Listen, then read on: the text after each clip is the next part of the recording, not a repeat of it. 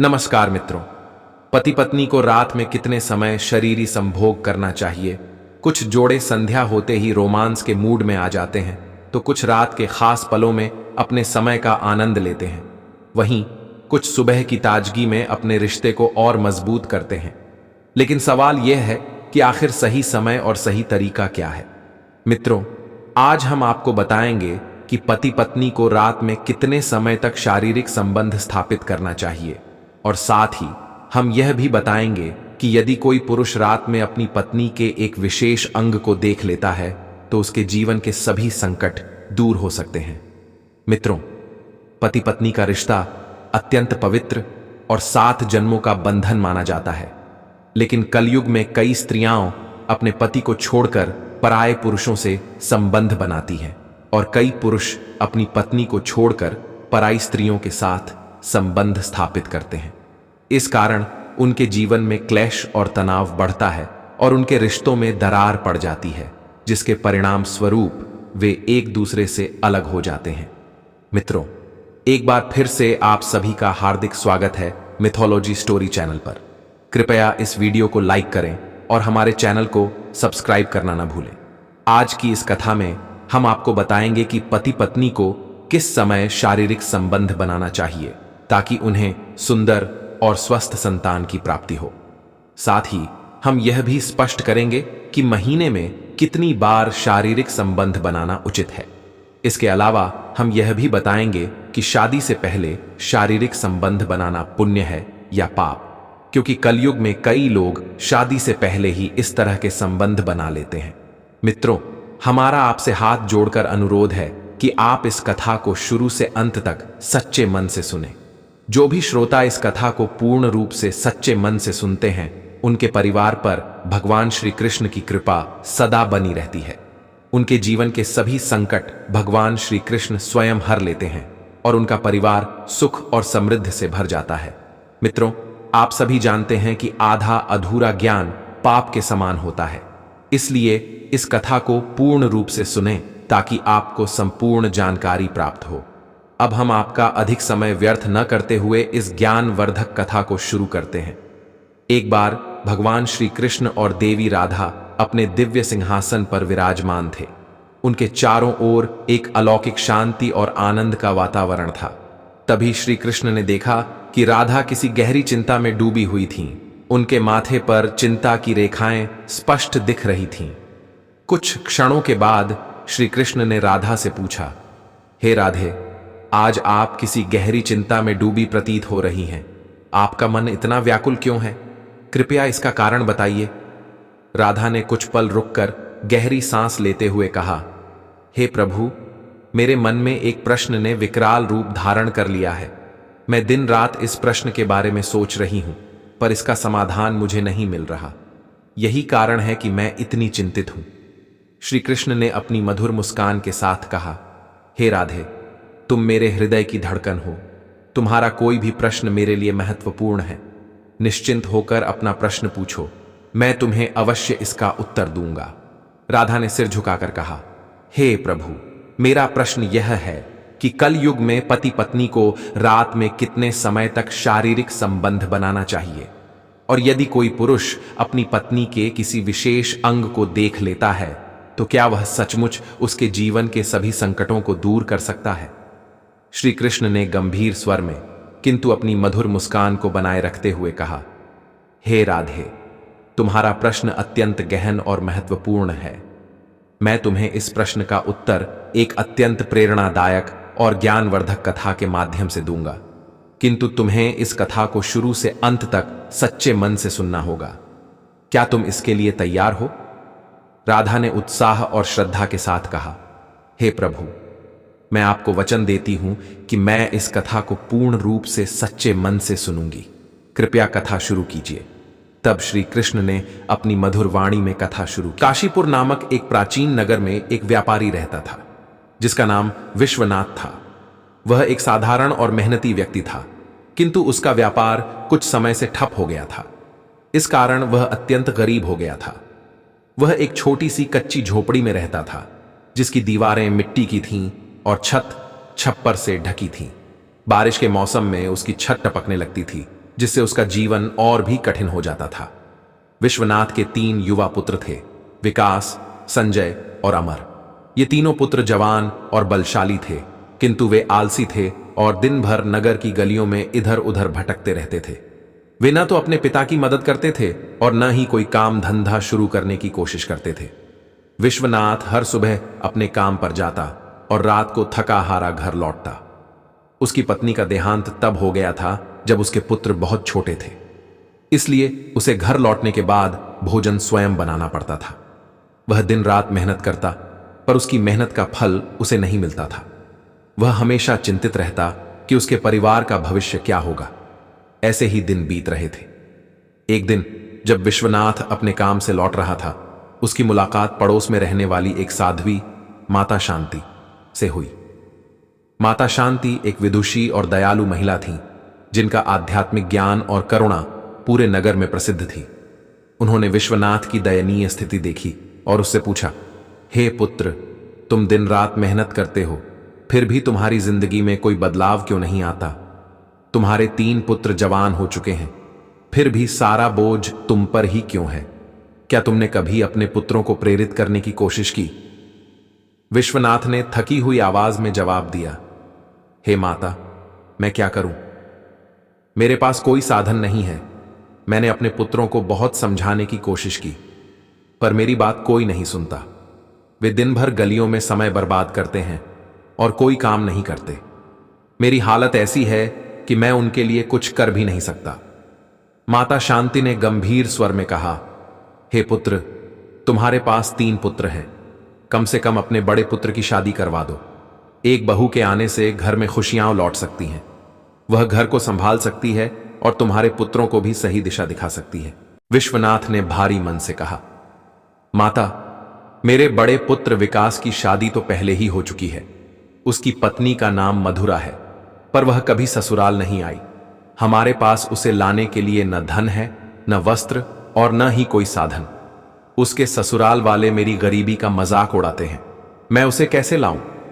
माता शांति ने कुछ देर सोचा और फिर मुस्कुराते हुए कहा, हे पुत्र, चिंता मत करो, मैं तुम्हारी मदद करूंगी। कल सुबह अपने पुत्र विकास को मेरे पास भेज देना। मैं उसे कुछ वस्त्र और जरूरी सामान दूंगी, जिससे वह अपनी पत्नी को ला सके। विश्वनाथ की आंखों में आशा की किरण जागी। उसने कहा, माता, आप तो भगवान का रूप हैं, लेकिन मेरी किस्मत को बदलना इतना आसान नहीं। क्या मधुरा इस गरीब घर में रह पाएगी? हमारी झोपड़ी में न तो सुख सुविधाएं हैं और न ही कोई वैभव। माता शांति ने आत्मविश्वास के साथ जवाब दिया, हे पुत्र, किस्मत मेहनत और समझदारी से बदलती है।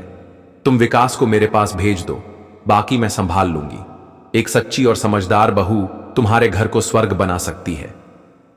विश्वनाथ ने सिर हिलाया और माता शांति को प्रणाम करके अपने घर लौट गया। उस रात वह सोचता रहा कि क्या वाकई उसका भाग्य बदल सकता है। उसकी आंखों के सामने एक नई उम्मीद की किरण जाग रही थी, पर मन में संदेह भी था। अगली सुबह विश्वनाथ ने अपने बड़े पुत्र विकास को बुलाया और सारी बात बताई। विकास पहले तो संकोच में पड़ गया। वह सोचने लगा कि उसकी पत्नी मधुरा क्या इस गरीब घर में रहना स्वीकार करेगी। उसने अपने पिता से कहा, पिताजी, क्या मधुरा इस झोपड़ी में खुश रहेगी? हमारे पास तो कुछ भी नहीं है। विश्वनाथ ने उसे समझाया, पुत्र, माता शांति ने जो कहा वह सही है। हमें कोशिश तो करनी चाहिए। तुम माता के पास जाओ, वे तुम्हारी मदद करेंगी। विकास ने अपने पिता की बात मानी और माता शांति के पास गया। माता शांति ने विकास को बड़े स्नेह से देखा। उनके चेहरे पर एक आत्मविश्वास और संतोष की भावना थी, जैसे उन्हें पूरा भरोसा था कि विकास का परिवार एक दिन समृद्ध होगा। उन्होंने विकास को सुंदर वस्त्र और कुछ जरूरी सामान दिया। माता ने कहा, हे पुत्र, यह सामान लेकर जाओ और अपनी पत्नी मधुरा को ससुराल ले आओ। अब समय आ गया है कि तुम्हारे घर में खुशियां लौटें। विकास ने वस्त्र पहने और सामान उठाकर अपनी ससुराल की ओर निकल पड़ा। रास्ते में वह बार बार सोच रहा था, क्या मधुरा मेरी गरीबी को स्वीकार करेगी? क्या वह मुझसे नाराज नहीं होगी? क्या वह इस छोटी सी झोपड़ी में रह पाएगी? उसके मन में कई प्रश्न उठ रहे थे, पर उसने अपने मन को दृढ़ किया और सोचा, अब मेरे पास कोई और रास्ता नहीं है। अगर मुझे अपने परिवार को संवारना है तो यह कदम उठाना ही होगा। जब विकास अपनी ससुराल पहुंचा तो मधुरा ने उसे देखकर मुस्कुराया। ससुराल वालों ने उसका प्रेम और सम्मान के साथ स्वागत किया। मधुरा ने जब सामान देखा तो वह थोड़ा आश्चर्य में पड़ गई, क्योंकि सामान बहुत कम था। उसने अपने मन में सोचा, क्या मेरे मायके वाले इस सामान को देखकर मेरा मजाक उड़ाएंगे? लेकिन उसके मायके वालों ने उसे समझाया, पुत्री, तुम अपने घर जा रही हो, यह सबसे बड़ी खुशी की बात है। सामान कम हो सकता है पर रिश्तों की डोर मजबूत है। तुम्हें अपने पति का साथ देना चाहिए। मधुरा ने अपने मायके वालों की बात मानी। 2 दिन ससुराल में बिताने के बाद विकास मधुरा को लेकर अपने घर लौट आया। दोनों नए जोश और उत्साह के साथ अपनी झोपड़ी में कदम रखे। लेकिन जब मधुरा ने घर को देखा तो वह हैरान रह गई। घर बहुत छोटा था, कमरे तंग और अंधेरे थे, रसोई साधारण थी और सामान इधर उधर बिखरा हुआ था। बर्तन गंदे पड़े थे और बिस्तर अस्त व्यस्त थे। कोई व्यवस्था नहीं थी। मधुरा के मन में कई प्रश्न उठे। क्या यह मेरा घर है? क्या मैं यहां रह पाऊंगी? क्या मैं इस गरीबी में सुखी रह पाऊंगी? लेकिन मधुरा ने हार नहीं मानी। वह जानती थी कि यदि उसे इस घर को अपना बनाना है तो उसे मेहनत करनी होगी। उसने विकास से बात की और कहा, हमें इस घर को संभालना होगा। सबसे पहले हमें सफाई शुरू करनी चाहिए। मधुरा ने घर के हर कोने को ध्यान से देखा और धीरे धीरे सफाई शुरू की। उसने बर्तन धोए, सामान व्यवस्थित किया और घर को साफ सुथरा बनाया। उसने रसोई को व्यवस्थित किया और पुराने सामानों को ठीक किया। जब विकास उस दिन काम से लौटा तो वह घर की बदली हुई स्थिति देखकर आश्चर्यचकित रह गया। घर अब पहले जैसा नहीं था। हर कोने में एक नई ऊर्जा थी। मधुरा ने मुस्कुराते हुए कहा, अब यह घर थोड़ा सा हमारे जैसा लग रहा है। अगर हम सभी मिलकर थोड़े थोड़े बदलाव लाएंगे तो यह घर हमें खुशहाल बना देगा। उस रात मधुरा ने पूरे परिवार को एक जगह बुलाया। उसने विश्वनाथ, विकास, संजय और अमर से कहा, देखिए, हम सभी मिलकर इस घर को संभाल सकते हैं, लेकिन अगर हम इसे ऐसे ही छोड़ देंगे तो यही हाल हमेशा रहेगा। हमें इसे सुधारने के लिए मेहनत करनी होगी। सबसे पहले घर की सफाई, फिर घर के काम और उसके बाद कारोबार पर ध्यान देना होगा। विश्वनाथ, जो पहले अपनी गरीबी को अपने दुखों का कारण मानता था, मधुरा की बात सुनकर प्रभावित हुआ। उसने कहा, पुत्री, तुम ठीक कहती हो, लेकिन हमारे पास कोई संसाधन ही नहीं है। फिर भी अगर तुम्हारा विश्वास है तो मैं भी कोशिश करूंगा। मधुरा ने मुस्कुराते हुए कहा, पिताजी, हमारे पास संसाधन नहीं है, लेकिन हमारी मेहनत और समझदारी से हम सब कुछ बदल सकते हैं। सच्ची मेहनत कभी बेकार नहीं जाती। एकता में शक्ति होती है। एक लकड़ी को कोई आसानी से तोड़ देता है, पर पूरे गट्ठर को कोई कितना भी प्रयास कर ले तोड़ नहीं पाता। विश्वनाथ की आंखों में आंसू आ गए। उसने कहा, हां पुत्री, तुम बिल्कुल सही कह रही हो। अगर हम सभी एकजुट होकर मेहनत करेंगे तो यह घर हम सबका घर बन जाएगा। अगले दिन से विकास और मधुरा ने घर को संवारना शुरू किया। विकास ने अपने भाइयों संजय और अमर को बुलाया और उन्हें अपने कामों में मेहनत करने के लिए प्रेरित किया। मधुरा ने घर की सफाई को अपनी दिनचर्या बना लिया। उसने हर कोने को चमकाया, बर्तनों को व्यवस्थित किया और घर को एक नया रूप दिया।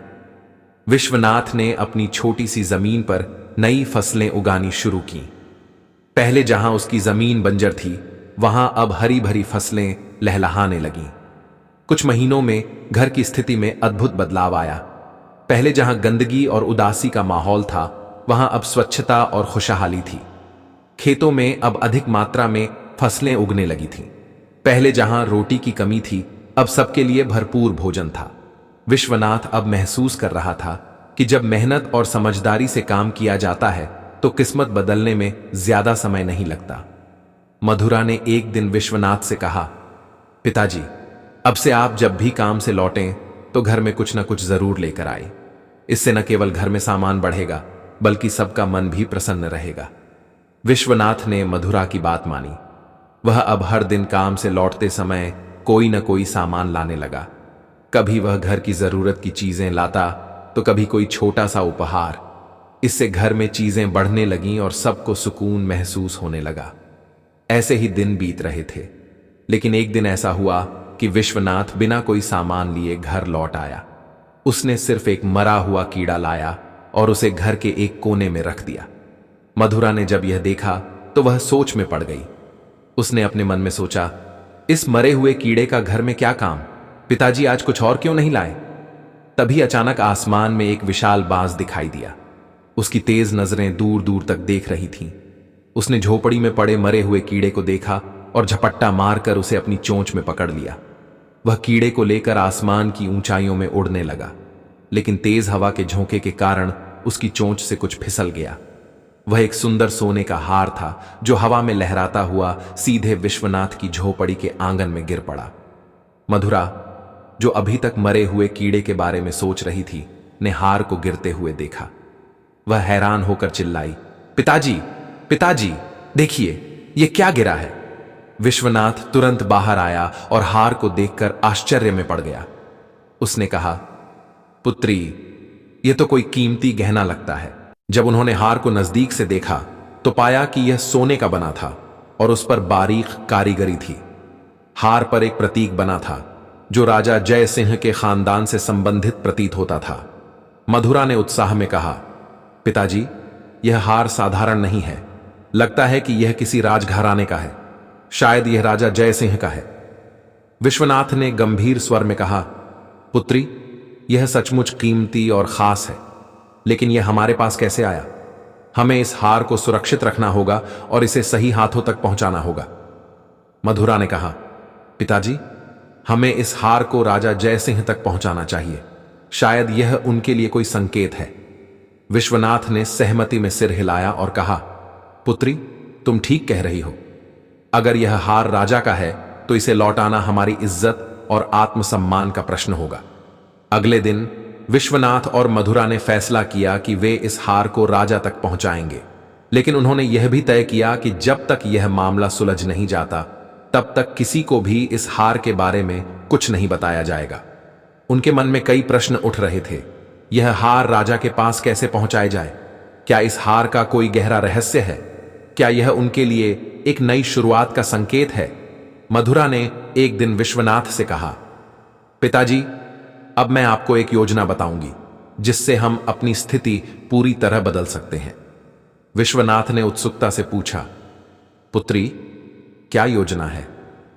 मधुरा ने मुस्कुराते हुए कहा, पिताजी, आपको साधु का भेष बनाकर राजा जय सिंह के महल जाना होगा। वहां जाकर आपको राजा से इस हार के बारे में बात करनी होगी। मुझे पूरा विश्वास है कि यह हार उनके खानदान का है। विश्वनाथ ने हैरानी से कहा, पुत्री, यह तो बहुत अनोखा विचार है, लेकिन क्या यह संभव है? क्या राजा मेरी बात सुनेंगे? मधुरा ने आत्मविश्वास के साथ जवाब दिया, पिताजी, अगर हम सच्चाई और निष्ठा से बात करेंगे तो राजा हमारी बात जरूर सुनेंगे। हमें बस साहस और धैर्य के साथ आगे बढ़ना है। विश्वनाथ ने मधुरा की बातों को गंभीरता से लिया। अगले दिन वह साधु का भेष बनाकर राजा जय सिंह के महल की ओर निकल पड़ा। रास्ते में वह सोच रहा था, क्या यह योजना सफल होगी? क्या राजा मेरी बात मानेंगे? उसे थोड़ी घबराहट थी, पर उसने अपने मन में ठान लिया कि वह सच और धैर्य के साथ अपना काम करेगा। जब वह महल पहुंचा तो राजा जय सिंह ने उसे देखते ही पूछा, तुम कौन हो और यहां क्यों आए हो? विश्वनाथ ने नम्रता के साथ जवाब दिया, हे महाराज, मैं एक साधु हूं और आपकी चिंता का समाधान लेकर आया हूं। राजा ने आश्चर्य से पूछा, तुम्हें कैसे पता कि मुझे किस बात की चिंता है? विश्वनाथ ने बिना हिचकिचाए कहा, हे महाराज, मैंने अपनी दिव्य दृष्टि से देखा है कि आपके महल का गायब हुआ हार कहां है। राजा ने उत्सुकता से पूछा, तुम्हें सचमुच पता है? तो तुरंत बताओ, वह कहां है? विश्वनाथ ने कहा, हे महाराज, वह हार आपके महल के पीछे छिपा हुआ है। एक बाज उसे ले गया था और अब वह वहां पड़ा है, लेकिन आपको उसे पाने के लिए एक उपाय अपनाना होगा। राजा ने उत्साह में पूछा, क्या उपाय है? विश्वनाथ ने कहा, हे महाराज, आपको महल के पीछे तैनात सिपाहियों को हटा देना होगा। अगर आप ऐसा करेंगे तो कल वह हार आपको मिल जाएगा। राजा जय सिंह ने कुछ देर सोचा और कहा, ठीक है, अगर तुम सच कह रहे हो तो मैं ऐसा ही करूंगा। उन्होंने तुरंत अपने सिपाहियों को महल के पीछे से हटा दिया। अगले दिन राजा और विश्वनाथ महल के पीछे गए। वहां उन्होंने देखा कि हार सचमुच पड़ा हुआ था। राजा अत्यंत प्रसन्न हुए और विश्वनाथ से कहा, हे साधु, तुमने मेरा बड़ा नुकसान बचा लिया। अब जो तुम मांगो वह मैं तुम्हें दूंगा। विश्वनाथ ने शांत भाव से कहा, हे महाराज, मुझे कुछ नहीं चाहिए, लेकिन मैं आपको एक सलाह देना चाहता हूं। राजा ने पूछा, क्या सलाह है? विश्वनाथ ने कहा, हे महाराज, इस साल धनतेरस के दिन सिवाय मेरे घर के पूरे राज्य में किसी के घर दीपक नहीं जलना चाहिए। राजा ने चौंक कर कहा, यह तो बड़ी विचित्र बात है, क्या तुम मजाक कर रहे हो? विश्वनाथ ने गंभीर स्वर में कहा, हे महाराज, यह बहुत जरूरी है। अगर आप यह वचन पूरा करेंगे तो आपके राज्य में कोई बड़ा संकट नहीं आएगा। राजा ने कुछ देर सोचा और कहा, ठीक है साधु महाराज, मैं तुम्हारी बात मानूंगा।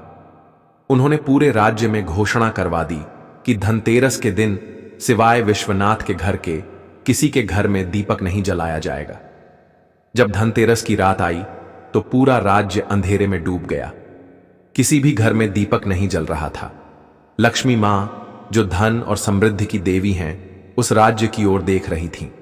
जब उन्होंने देखा कि पूरे राज्य में घोर अंधेरा है तो वे वापस लौटने लगीं। तभी उनके वाहन उल्लू की नजर विश्वनाथ के घर पर पड़ी, जहां एक दीपक जल रहा था। उल्लू ने लक्ष्मी मां से कहा, हे मां, देखिए उस घर में एक दीपक जल रहा है। लक्ष्मी मां ने जब देखा कि पूरे राज्य में केवल विश्वनाथ के घर में दीपक जल रहा है तो वे वहीं ठहर गईं। उन्होंने विश्वनाथ के घर को आशीर्वाद दिया और उसे समृद्धि से भर दिया। अगले दिन जब विश्वनाथ और उसका परिवार उठा तो वे आश्चर्यचकित रह गए। उनकी छोटी सी झोपड़ी एक भव्य महल में बदल गई थी। हर चीज चमक रही थी। घर में नए नए सामान थे और चारों ओर समृद्धि का आलम था। विश्वनाथ ने मधुरा से कहा, पुत्री, यह सब तुम्हारी समझदारी का नतीजा है। तुमने सही दिशा में कार्य किया, इसलिए हमारा भाग्य बदल गया।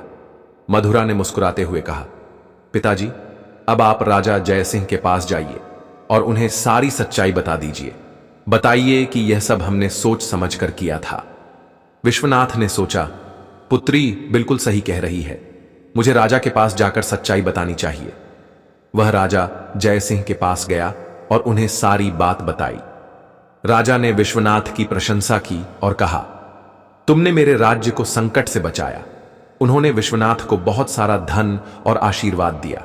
इसके बाद विश्वनाथ और उसका परिवार सुख और समृद्धि के साथ रहने लगा। उनकी झोपड़ी अब एक भव्य महल थी और उनके जीवन में कोई कमी नहीं थी। मधुरा की समझदारी और मेहनत ने उनके परिवार को नया जीवन दिया। श्री कृष्ण ने राधा से कहा, हे राधे, अब मैं तुम्हारे प्रश्न का उत्तर देता हूं। तुमने पूछा था कि कलयुग में पति पत्नी को रात में कितने समय तक शारीरिक संबंध बनाना चाहिए। सुनो, यह निम्नलिखित बातों पर निर्भर करता है। 1. शारीरिक संबंध का समय इस बात पर निर्भर करता है कि पति पत्नी शारीरिक और मानसिक रूप से कितने स्वस्थ और ताजगी से भरे हैं। यदि दोनों स्वस्थ और ऊर्जावान हैं तो संबंध की अवधि लंबी हो सकती है, लेकिन यदि कोई एक थका हुआ या तनावग्रस्त है तो अवधि कम हो सकती है। यह पूरी तरह उनकी उस समय की स्थिति पर निर्भर करता है। तो शारीरिक संबंध का उद्देश्य केवल शारीरिक संतुष्टि नहीं है, बल्कि यह एक भावनात्मक जुड़ाव भी है। जब पति पत्नी गहरे प्यार और समझ के साथ जुड़े होते हैं तो उनका अनुभव अधिक संतोषजनक और लंबा हो सकता है। कभी कभी कम समय में भी यदि दोनों भावनात्मक रूप से संतुष्ट होते हैं तो वह पर्याप्त होता है। इसीलिए भावनात्मक जुड़ाव और आपसी समझ इस मामले में महत्वपूर्ण भूमिका निभाते हैं। 3. शारीरिक संबंध की अवधि उतनी ही महत्वपूर्ण है जितनी उसकी गुणवत्ता। हर व्यक्ति की शारीरिक और मानसिक जरूरतें अलग अलग होती हैं। कुछ जोड़े लंबे समय तक संबंध में रहते हैं, जबकि कुछ का अनुभव कुछ ही मिनटों में पूर्ण हो जाता है। इसलिए समय की कोई निश्चित सीमा नहीं हो सकती, संतुष्टि ही प्रमुख है। 4.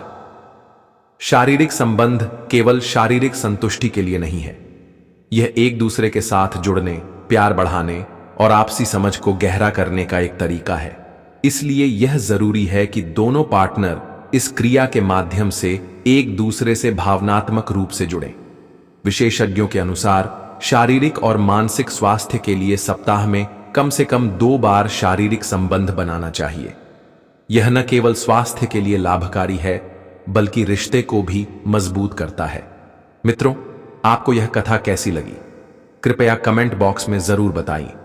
यदि यह वीडियो पसंद आया तो इसे लाइक करें और मिथोलॉजी स्टोरी चैनल को सब्सक्राइब करें। बेल नोटिफिकेशन को ऑल पर सेट करें ताकि हमारी नई वीडियो की सूचना आपको सबसे पहले मिले। यहां तक वीडियो देखने के लिए आप सभी का बहुत बहुत धन्यवाद।